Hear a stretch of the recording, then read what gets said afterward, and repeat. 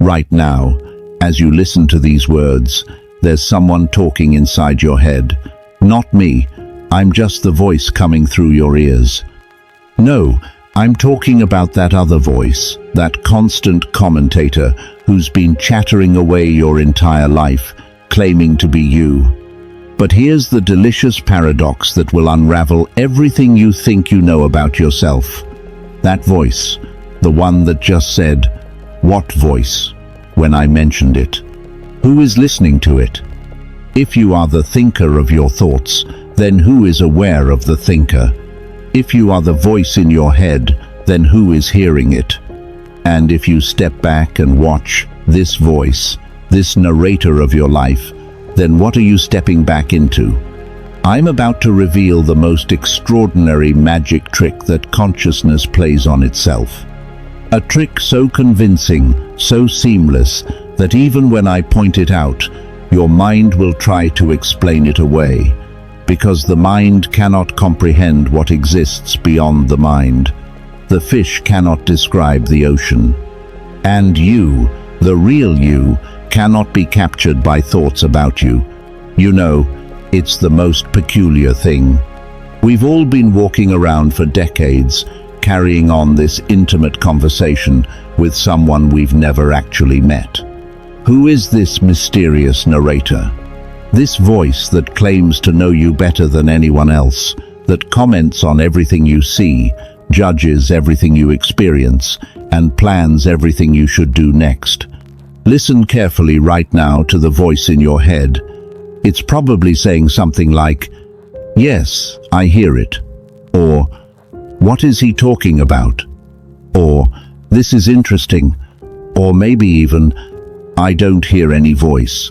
That's it. That's the phantom I'm talking about. But here's where it gets delightfully strange. If that voice is you, then who is listening to it? Who is aware that the voice is speaking? You can't be both the speaker and the listener, can you? That would be like trying to surprise yourself with your own surprise party. Yet somehow, we've convinced ourselves that this internal chatter is our identity. We've mistaken the narrator for the hero of the story. It's as if you went to the theater and became so fascinated by the voiceover that you forgot to watch the actual movie. This voice, let me tell you something about it that might shock you. It never stops talking. From the moment you wake up until you fall asleep, there it is, commenting, analyzing, remembering, planning, worrying, hoping. It's like having a radio that you could never turn off playing in a language you think is your own. But what if I told you that this voice is not you any more than the radio program is the radio? What if this narrator, this phantom that claims to be your identity, is simply a pattern of sound happening within something far more vast and silent? The real question isn't who is speaking in your head. The real question is, who is listening? And that, my friends, is where our journey into the heart of consciousness truly begins. Because the listener, the one who is aware of thoughts, feelings, sensations, and even the voice itself, that awareness cannot be captured by any voice at all. It can only be discovered in the space between the words. Now, this phantom narrator I've been describing, oh, it's clever, devastatingly clever. It has pulled off the most audacious identity theft in the history of consciousness. It has convinced you that it is you. Listen to how it operates. It says things like, "I think, I believe, I want, I need, I should, I must."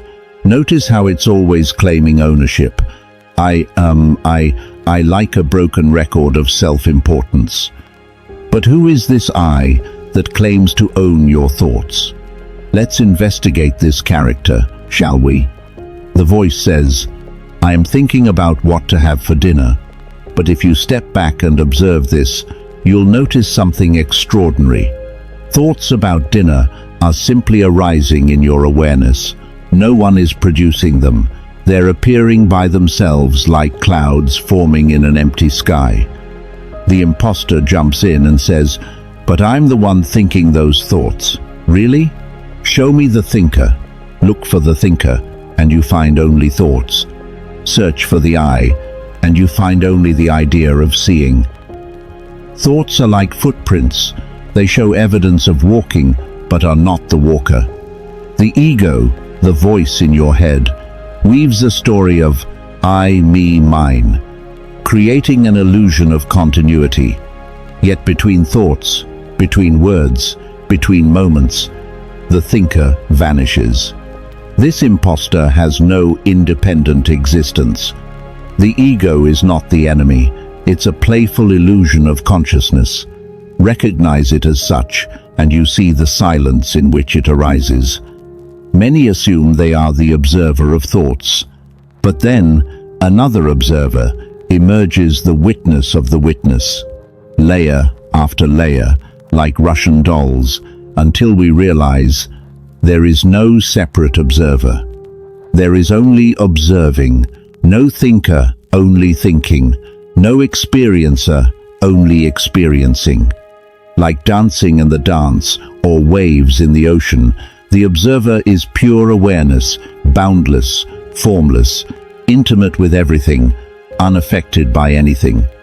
Awareness cannot be grasped. You don't have it. You are it. Thoughts, feelings, and experiences arise naturally, like bubbles surfacing in champagne. You are not the mind or its CEO. You are the space in which the mind dances. All thoughts, pleasant or unpleasant, are expressions of the same consciousness. Stop trying to control them, and you see, they think themselves, feel themselves, live themselves. Notice the gaps between thoughts, the silence between words. This silence is not emptiness. It is you, pure, present, aware. The mind fears it, because in silence, the ego dissolves. Yet, in this dissolving, you become more yourself than ever. You are the space in which the dance of life unfolds.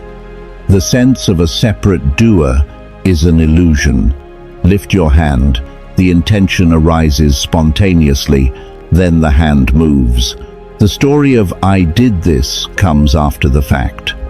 Walking, breathing, thinking, they all happen through you, not by you. There is no puppet master, only the dance of consciousness appearing as if there were actors. The same intelligence that beats your heart, grows your hair, and produces galaxies also produces your thoughts and actions. Seeking enlightenment or selfhood is part of consciousness hiding from itself. The search feels real, but what is being sought is already here. You cannot grasp awareness because it is what you are. Spiritual striving collapses when you see there is nothing to find. The game of hide and seek ends not by discovery, but by recognition. You were never lost. You are the ocean, playfully appearing as a wave that forgot its wetness. Consciousness hides, plays, and pretends separation. Yet you are the very awareness in which all appearances occur. The joke is that the seeker and the sought are the same. You have been using awareness to find awareness, using yourself to find yourself. Ordinary, present awareness, the simple, obvious, immediate presence is all that has ever existed. It is enough. When you recognize this, the quest dissolves. Thoughts and the ego continue, but you see them as movements in consciousness, not who you are. The play continues, but now it is joy, laughter at its own beautiful absurdity. You are not observing life. You are the experiencing itself. You are not a person with awareness. You are awareness. Always have been, always will be. The conversation of consciousness never ends. It simply changes form. You are not separate from it. You are the laughter, the space, the dance, the seeing, the seeker and the found, the question and the answer, the actor and the audience, all one. You are awareness itself, pure, boundless, and free.